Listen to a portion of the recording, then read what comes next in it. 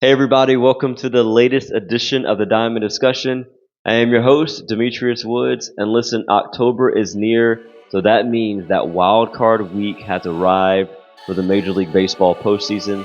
You know what we're getting to today, so with that being said, let's get it started.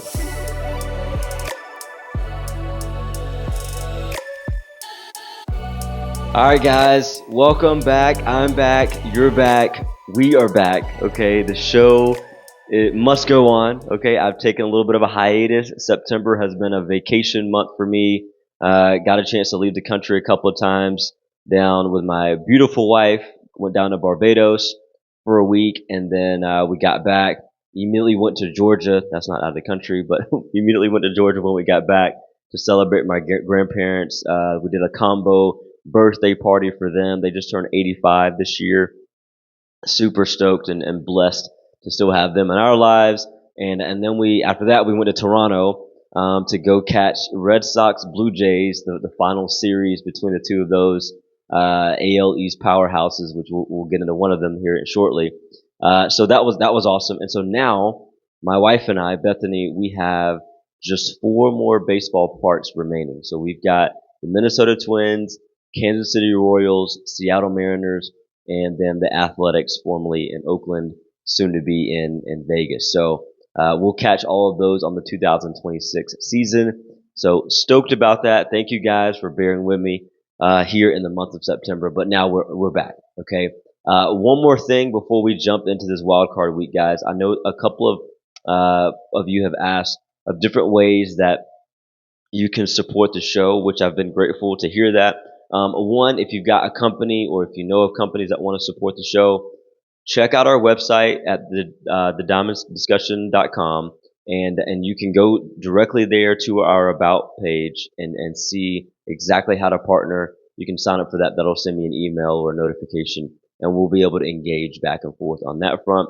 But another way you individually can support the Diamond Discussion and myself and the show in general, the Patreon that we're going to be launching here in November. All right, it's official now. We're about to hit the 2-year mark of the Diamond Discussion, believe it or not, which is insanity to think about. Okay, so I'm going to launch the Patreon in November, probably on that anniversary date. So no, I think it was November 9th.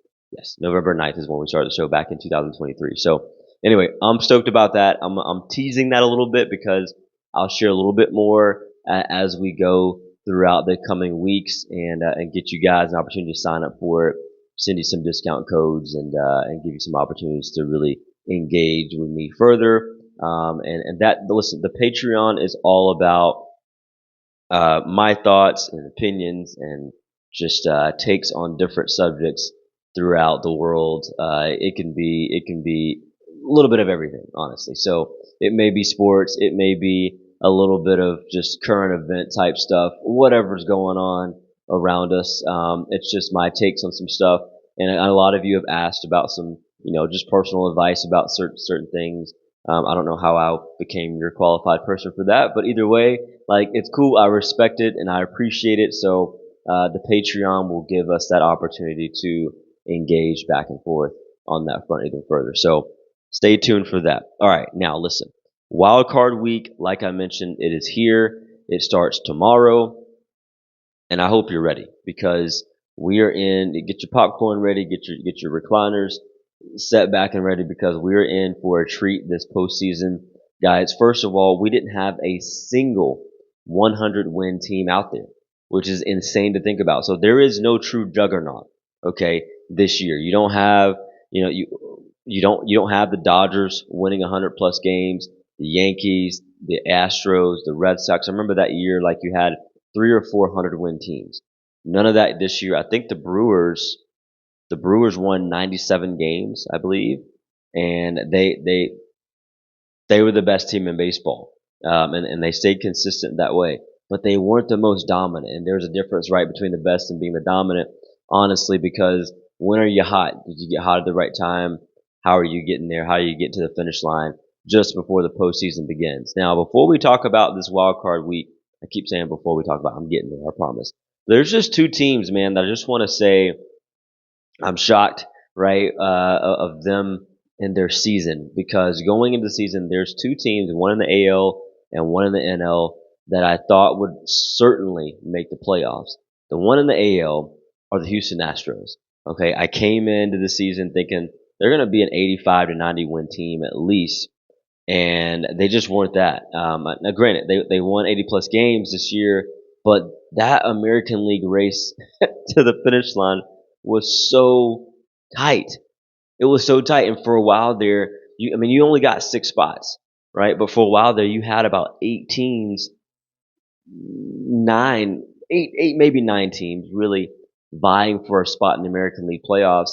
And the Astros, along with the Texas Rangers, the two Texas teams there, were the two that didn't make it in. All right, but again, really shocked with the Astros there. This is their first time, I think, not making the postseason since like 2016, maybe 2000. Yeah, I think that. Yeah, 2016. Really, when things kind of kicked off for them. So that's crazy. The other one with high expectations on the National League side of things, the New York Mets. Right. I think they just flamed out. They've got the roster for it.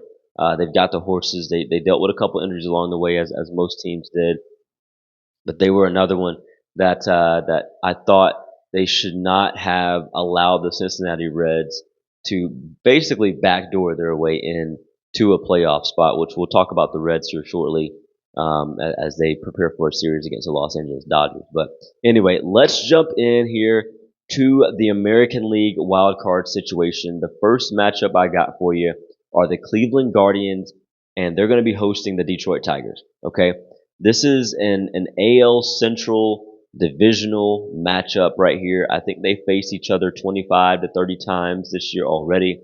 These guys know each other, right? There's no doubt about that. But here's the problem that I have, that I see the Detroit Tigers facing. The Cleveland Guardians, guys, big picture for a second. On July 8th or 9th, July 8th, I believe. All right. They were down by 15 and a half games of the Detroit Tigers for the AL Central leader. Okay. Since then, they not only erased a 15 and a half game, deficit on the Tigers, they have dominated the Tigers specifically head to head, which that in of itself is a, to me, in my opinion, that can be a backbreaker for an organization when you've got a team just absolutely crushing you down the stretch, because it's double trouble, right? It's not just the Guardians winning a game and maybe the Tigers losing a game and they're taking it away there.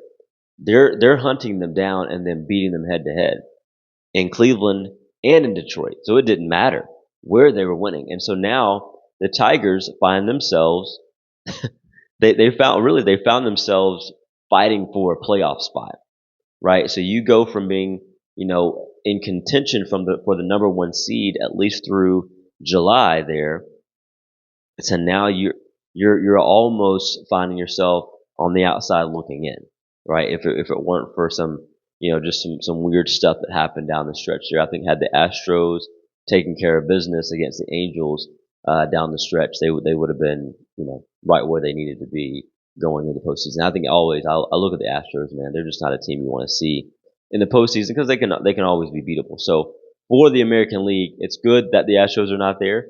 For the Tigers specifically, though, they've got their hands full with the Cleveland Guardians. I mean, the Guardians won 15 out of 16 games during a stretch here in the month of September to get here, right? So they really hunted them down. I mean, this was a true "let me come get you" type deal, right? So it was amazing to kind of see that unfold. My family and I, along with some friends back from Georgia, the Alberti family as well, they met us up in Cincinnati, and we got to go watch 2 games. Actually, we watched Reds Dodgers, and I think about it. So we got to go watch 2 games in Cincinnati, Reds versus Dodgers. It was Shohei Ohtani's rehab start. I think he only went 3 innings or so that day. And then we watched the Atlanta Braves versus the Reds.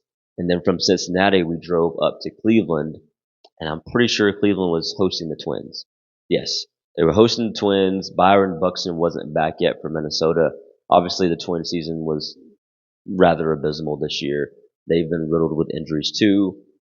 We talked about them the last episode or two ago.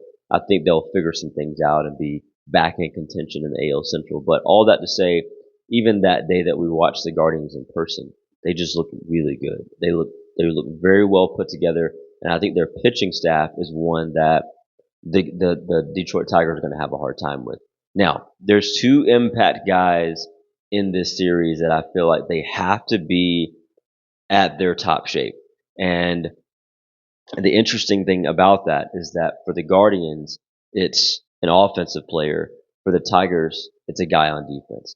So to start with the Tigers, it's Screwball, right? He has got to be AL Cy Young worthy performance, in my opinion, for the Tigers to have a shot. Because again, this series is in Cleveland, and they host all three games, right? So with that being said, advantage home team on that front. So you need that Screwball start to be a dominant start. It's got to be one where they can really make a statement, and I would imagine it's going to be game one.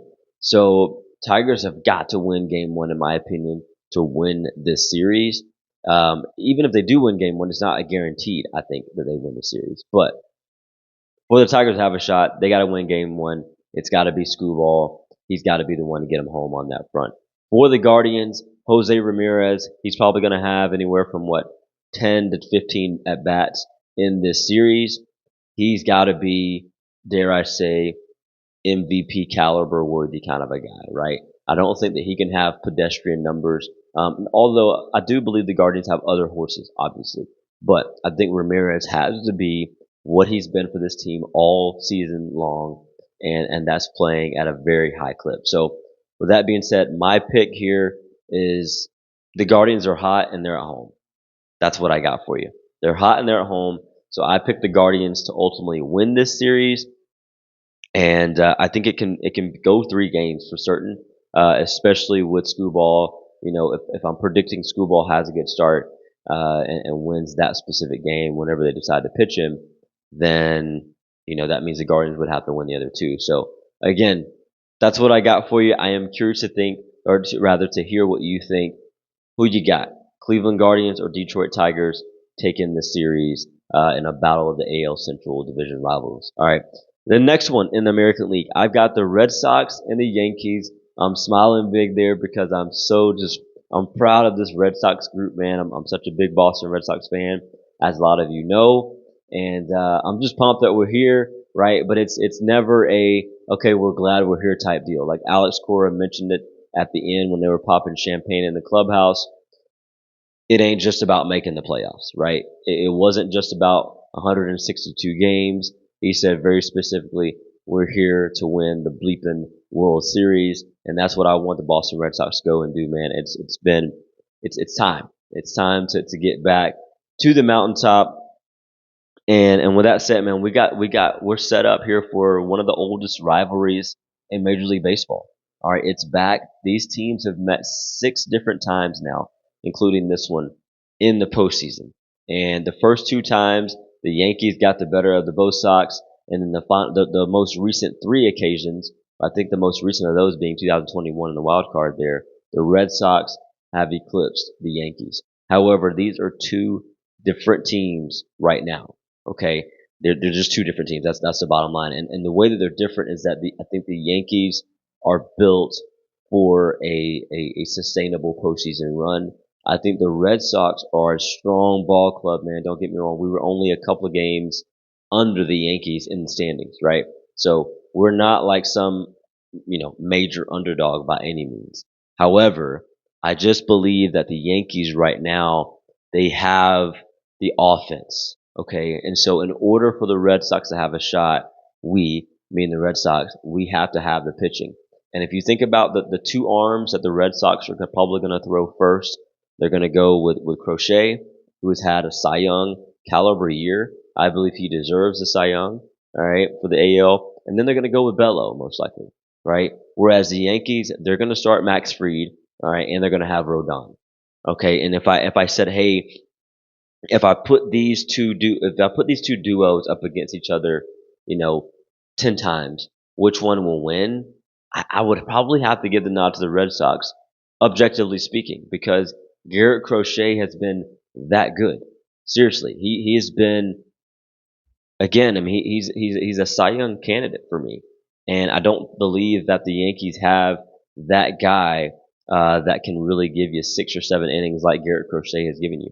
I watched Crochet pitch against the Blue Jays last week, and in person there, and just watching him walk off the mound after each individual inning there. I mean, he went 8 innings strong, and watching him walk off the mound, I mean, I saw confidence.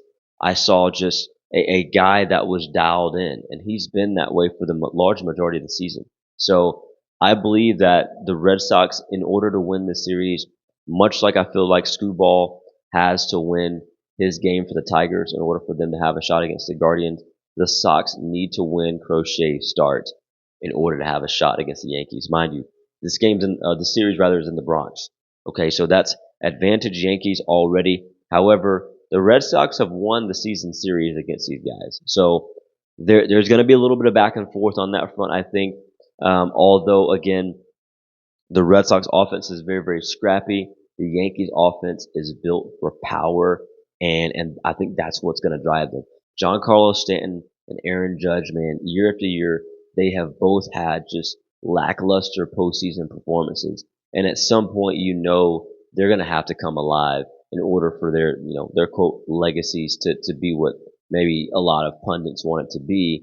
But more than that, they just need to be able to produce for the pinstripes, right? I mean, they're getting paid a lot of money, right, to go out and be ready for these moments where you need to go out and take care of your division rival in the playoffs. And then, oh, by the way, you've got another, I wouldn't say rival, but you have another division opponent waiting for you in the Toronto Blue Jays, who have proven to be a very consistent force. So, with that being said, the Yankees have got to be what they need to be, and it's got to start with Judge and Stanton right there in the middle of the lineup. Now, I love one other dynamic about this. I think that more than any other series, you're going to have a strategic battle between the managers. First of all, shout out to Alex Cora and shout out to Aaron Boone. Both of these guys, man, managing these ball clubs as former players of the ball club. Now, not you see that a lot, right? You see that a lot more today than you have in the past. However, they have both just been steady guys for these organizations. And Aaron Boone has taken some heat, right, for some losses in the past, rightfully so. Alex Cora has taken some heat. Obviously, he had that hiatus for a year. Just when all of the commotion was going on about the potential cheating and sign stealing and all that jazz, whatever. He's taken some heat on that front. The Red Sox welcomed him back, and he's hit the ground running, picking up where he left off after winning a World Series a few years ago. So again, I think that both of these guys are ready to roll. Much like the Tigers and Guardians, they've seen each other 25 to 30 times this year, and it's going to be an exciting series. I hope that the Red Sox can get it done. But with that being said, my pick, and I pray that I'm wrong. I really do. I pray I'm wrong. But I just think that the Yankees offense is too powerful right now. They're too powerful, and also they need to bounce back from just what I would say an abysmal performance in the 2024 World Series against the Dodgers. Okay, so Yankees will take this series and ultimately face the Blue Jays coming up in the divisional round after that. Again, I pray that I'm wrong. So we'll see how that goes. Let's hope that I get to come back to you guys in a few days and say, hey, I am wrong. I will gladly eat crow about this one, and that the Red Sox have just impressed the heck out of me once again. But either way, we'll see how it goes. I hope it's a fun series. I hope that both ball clubs just go get after it, and everybody understands the moment. Everybody understands the moment right here. They know what's at stake, so it's going to be a fun one, I believe. So anyway, we're going to jump into the National League wild card right after this break, and I'll give you guys some more content beyond that as well. Stay tuned.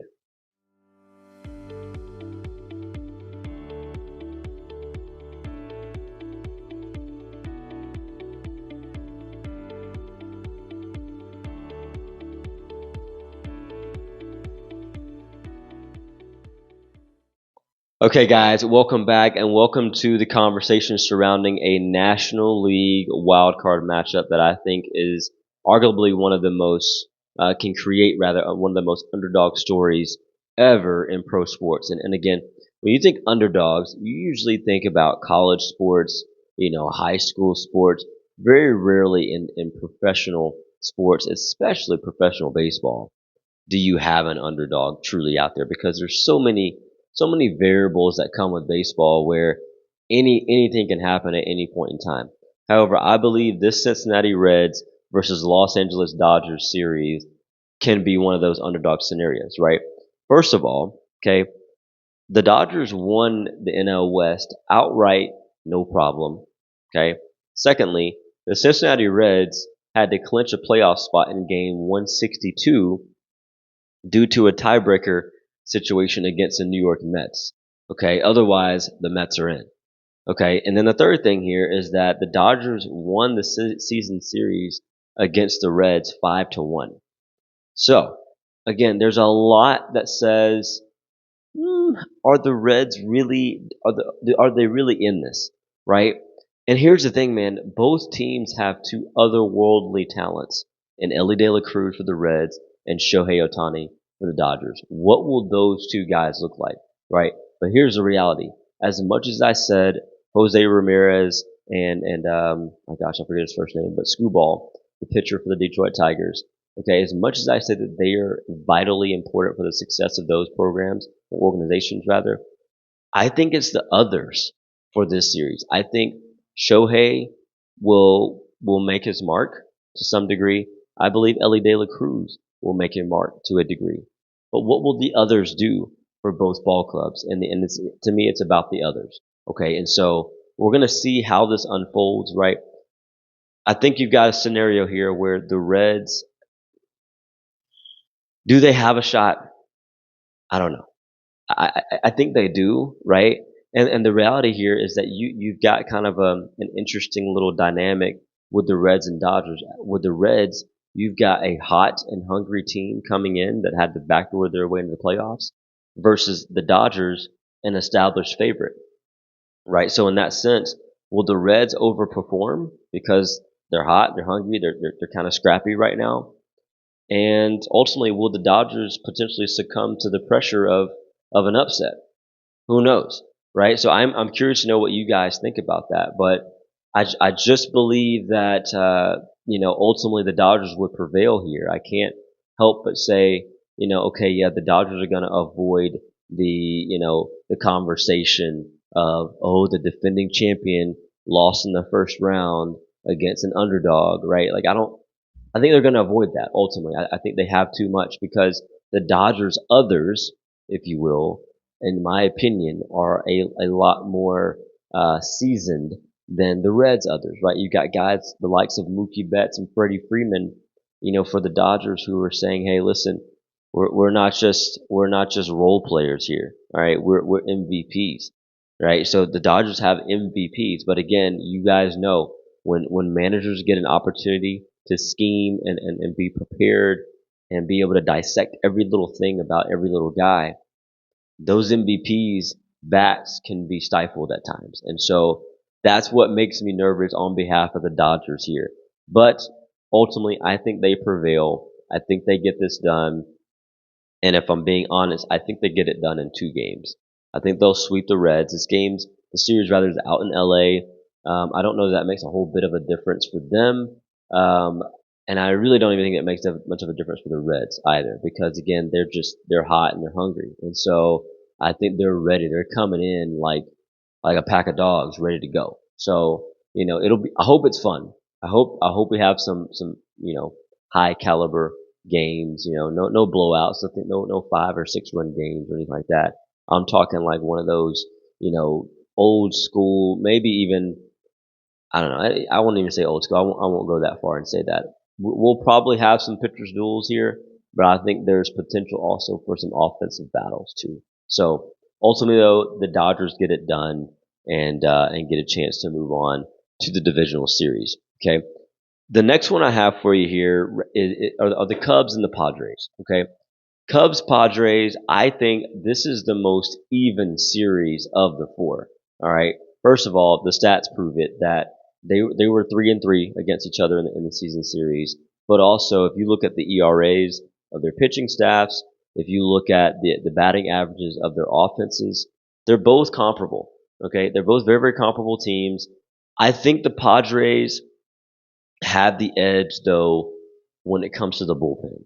Okay, the bullpen is critical. I think in a very short series like this, and let me be very clear. I think overall in all of these series, because the wild card week is so short and it's only a 3 game scenario, pitching staffs can truly tilt a series like this, right? Where you don't have to have a bunch of arms to get it done.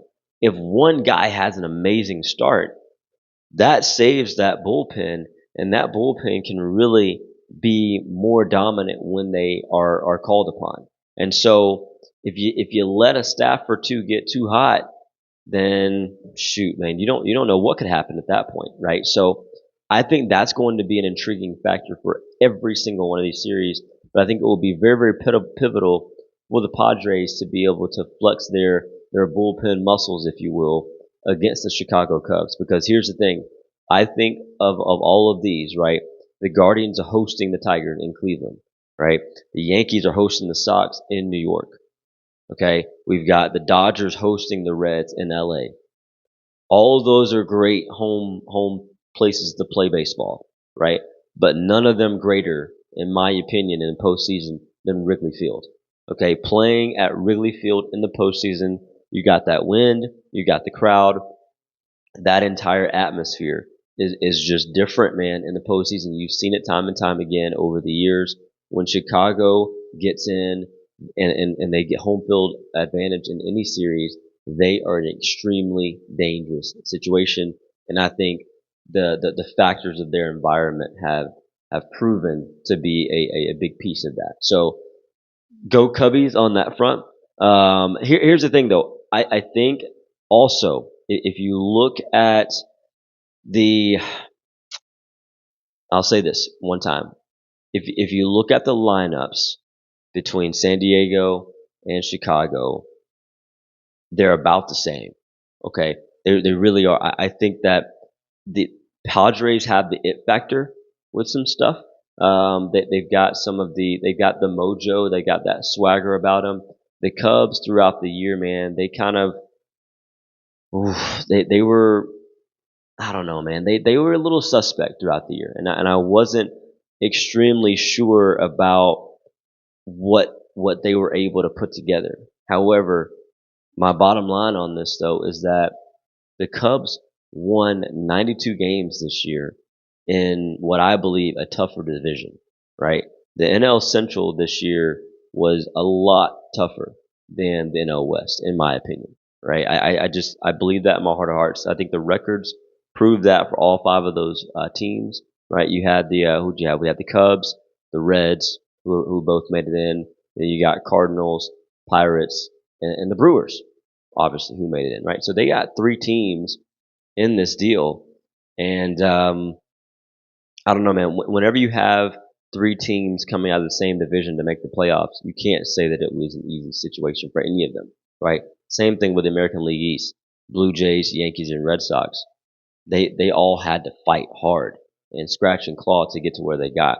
And what's even more impressive, and we'll talk about this later in the next episode, is the Milwaukee Brewers. They won 97 games in this division in the NL Central.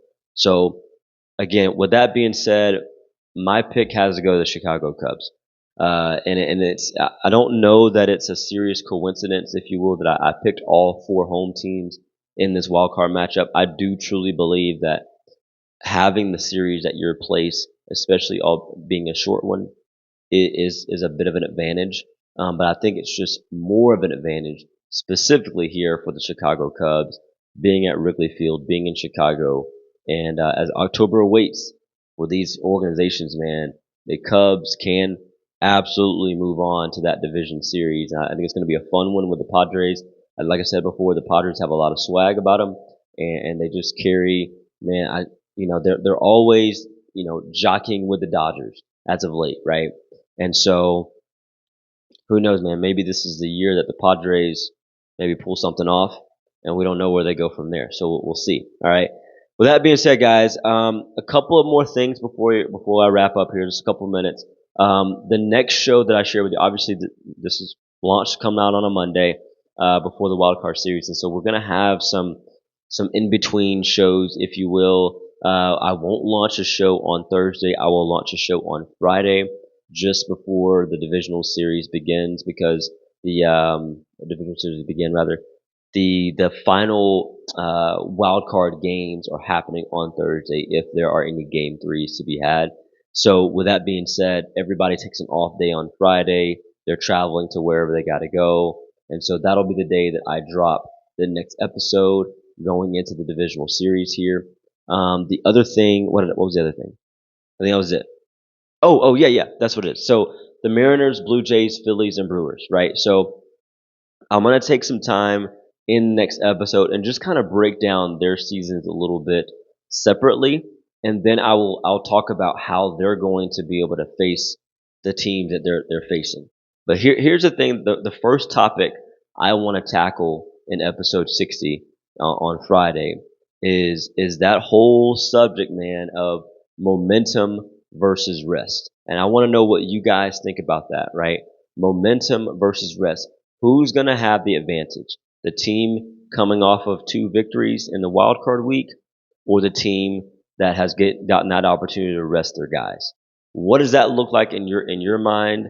How will this unfold for the divisional series? Because you've heard the complaints in previous years. I think there's that one year that the Atlanta Braves. I felt like they were the best, if not the second best National League team, and then they got cooked in the divisional series. I can't remember by who, but the hoopla about it was the fact that they got all that rest, right? And again, living in Georgia for so long, I follow the Atlanta Braves, albeit I'm not like a super big fan of the Braves, but I'm not like a non-fan, right? So all that to be said, I think the Braves, man, just to give a nod to some of my Georgia crowd who listens to the show, they'll be back.